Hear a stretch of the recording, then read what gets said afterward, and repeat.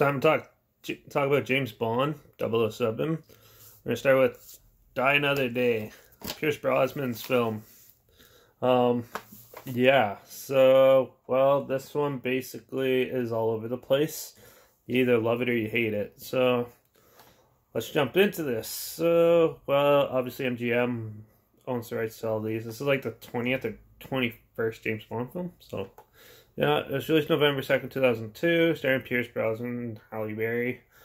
It's produced by Anthony Way, who produced most of the new ones anyways.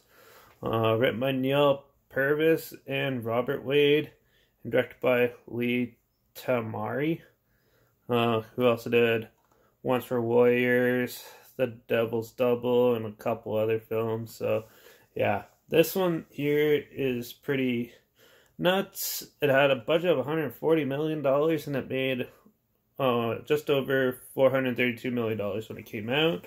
So it wasn't as profitable as the later Daniel Craig ones, but overall it was decent. This one does have a lot more action than The World Is Not Enough and Tomorrow Never Dies, I think it is.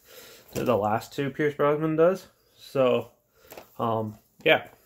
But basically, the story's really convoluted and weird, so I'm going to try to break it down as best I can for you. But basically, 007, who infiltrates a Korean military base. There's a lot of cool fighting scenes in the beginning.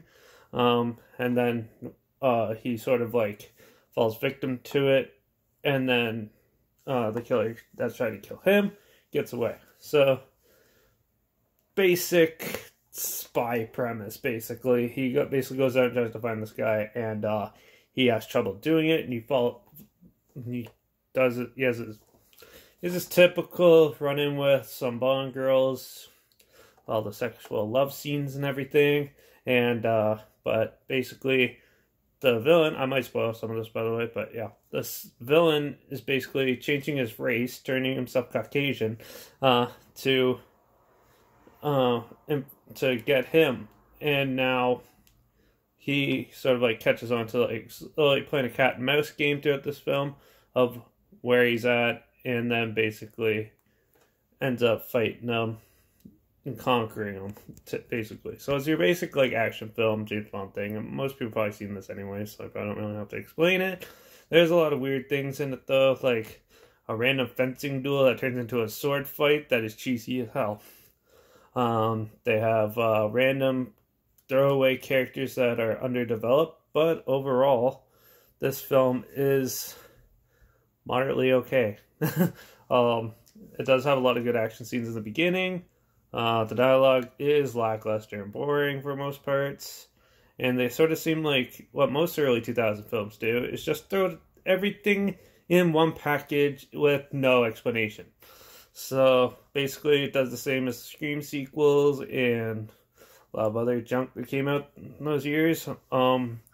Yeah, it goes from having tributes to old James Bond films like lasers hitting someone tied to a board, Halle Berry in this case, to solar beams being propelled from space down onto the Antarctic, melting it to get to diamonds.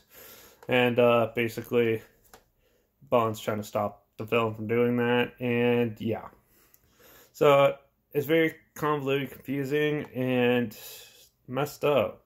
They have a lot of interesting visuals in this. Some of the acting's not that great. And it's really outlandish and out there, but it's still entertaining. So that's the best I could put this.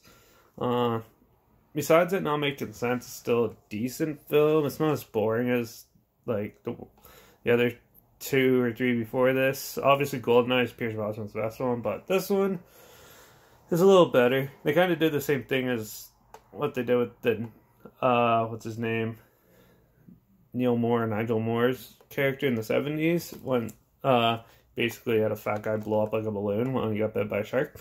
But yeah, sort of like they kind of made the same missteps on this one, but then they redeem it a bit when Daniel Craig comes in and does the next four. So yeah, overall, it's okay. It's watchable. It's long. The pacing comes and goes, and there's a lot of pointless stuff like surfers and stuff. Like the whole making of DVD has a whole half-hour segment of them trying to get these surfers on this shot, and I was just like, I do not care about that. I wanted to see how they did like the ice sculptures and stuff, and they focus way too hard on the gadgets, even though they introduced them over halfway into the film. So if you're gonna introduce gadgets, introduce them a little earlier than that, because it basically, here's the gadgets, and then they show them how to do it, basically show them in glory, and then all of a sudden he's not using it anymore. It's back to fighting. But yeah, so with the mishaps and everything like that, I'm just gonna give this one a 3. It's amusing in some scenes, and it's nothing special. So yeah, if you haven't seen it, you can check it out if you want a good, just like blow 'em up good time. Yeah, but it's nothing really to write home about. It's not as good as GoldenEye or Goldfinger, any of those classics. So yeah, check those ones out. But that's all I basically have to say for that. So for the first James Bond film review, if you like it, comment down below. Let me know what you thought of this, and let me know if I should do the other ones. Also, like, comment, subscribe to my channel if you like to hear my opinions and stuff on films. And also, trailer's linked down below if you haven't seen it and you want to check it out. And my Instagram's always linked down below too, because I always post clips of films and review in the future on my story. So make sure you follow me there and keep up to date with this. And there's a lot of other weird stuff on there. So, till the next one, yeah, hopefully I don't die another day or anything like that. But yeah, till the next one, take care.